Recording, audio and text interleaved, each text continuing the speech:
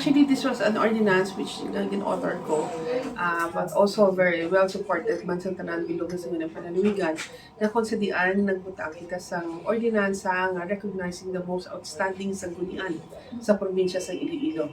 So this will include all the 42 municipalities in one city and Pasig City. No, kay nakita at nga kadamo kita sa sanggunian yung exemplary, no? So dira gusto to man i-recognize sila kay kag at the same time kung sino man sila ma-replicate man sa iban sa Sangguniang. No, so yes, we will have that. This is will be a launching pa lang ini sa April 12 kay ang search ang search sa next year pa. Pero ang i-evaluate is starting this year. No, so every 2023. Pero ang awarding mo will be next year. Siguro mga simana sa Iloilo man.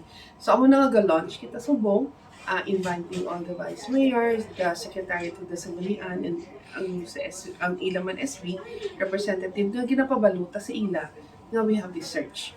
Para makapreparad man sila o kung ano pang ilan na obrahon nga para maka-intra ay gusto tagid ng tanan yung mga sanggunian maka-intra gid para this is not for us but for them para may improbata man ang sanggunian. May incentive kita nga ihatag sa mga... Yes, we have incentives. Actually, may duwa na ka-category, no? May ara kita category like cities and the first and second class municipality.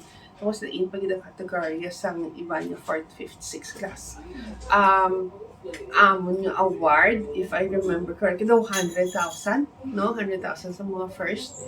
And then lain-lain man, no? May 75 may 50 sa iba niya sundian na to, na second and third. Ano like guidelines or process ang pag-screen sa... Ang process, so amo na idida naman subong, actually we started already i-present man namon sa ila ang aton nga criterias, no? Nga para ma-ididan man nila ang ilang program sa ila man sa Sangguniang Panlalawigan. Lain-lain yung criteria, no? Which will be presented, iupod man sa pag-meeting ang aton nga provincial director sa DLG, si Sir Carmelo, no? Upod naman siya sa aton budget para siya man ma-explain kung anong mga criteria ang ara nila.